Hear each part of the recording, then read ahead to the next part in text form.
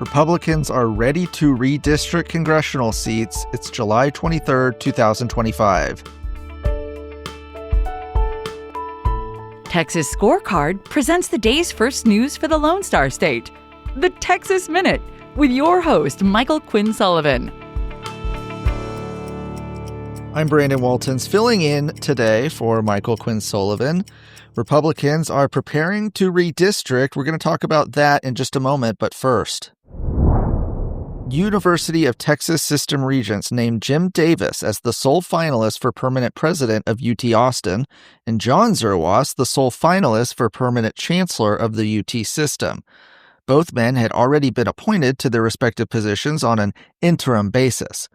The announcement this week triggered a 21-day finalist period, typically considered a formality, before Regents can officially appoint a candidate to the open position. By beginning the clock on this 21-day period in late July, Regents made both appointments eligible for consideration at their August 21st meeting. Davis had previously served in a variety of on-campus positions and also worked in the office of Attorney General Ken Paxton. John Zerwas is a former member of the Texas House who joined UT in 2019 as Executive Vice Chancellor for Health Affairs. A proposal to crack down on the sale of THC products in Texas has been revived in the Texas Senate, with supporters arguing it's a necessary step to stop what they call a shadow recreational marijuana market, and opponents warning it will shutter small businesses across the state.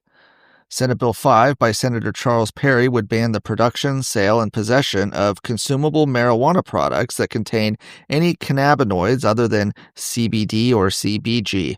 Substances like Delta-8, Delta-9, Delta-10, THCA, and THCO would be outlawed. During a committee hearing on the bill yesterday, Senator Perry made it clear that the legislation is intended to remove most THC from stores. Chambers County Sheriff Brian Hawthorne, testifying on behalf of the Sheriff's Association of Texas, said the current market amounts to a recreational drug pipeline. The Senate's expected to act quickly to pass the measure. It passed out of the State Affairs Committee unanimously. Jubilee Lakeview University prep teacher Augustine Rendon in the San Antonio area was charged with invasive visual recording of a girl's private areas.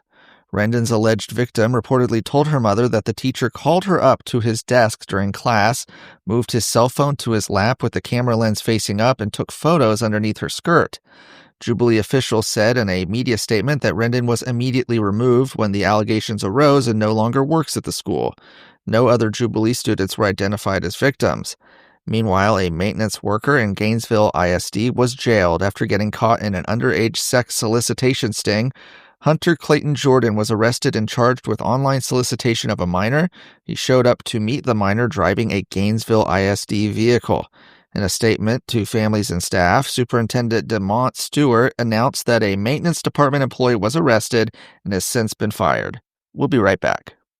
The Luke Macias Show is your access to what happens behind closed doors in Texas politics. Listen weekly to me, your host, Luke Macias, as I break down what is actually happening in conservative politics in the Lone Star State, a state that we all love and cherish. Listen weekly wherever you listen to podcasts. This show is a product of Texas Scorecard.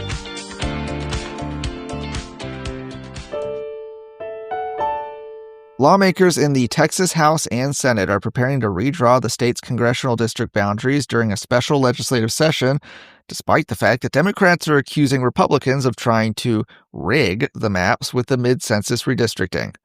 Republicans currently hold 25 of Texas's 38 congressional House seats. President Trump is asking for 5 more Republican seats in the new map. Governor Abbott added congressional redistricting to the special session agenda after receiving a letter from U.S. Department of Justice Civil Rights Division urging Texas to rectify outdated race-based considerations used to create certain racially gerrymandered districts or face legal action. A 2024 federal court ruling in a Galveston County redistricting case established that districts based on coalitions of minority groups are not protected by the Voting Rights Act. Both the Texas House and Senate have appointed special committees for redistricting, but the Texas House Democrat Caucus has already said all options are on the table to thwart the plan, including breaking the 2/3 quorum required for the legislature to conduct business. Today's stories were brought to you by Aaron Anderson, Adam Kahn, and myself. I'm Brandon Waltons. We'll see you tomorrow. Thanks for listening to the first news of the day for the Lone Star State. This has been the Texas Minute.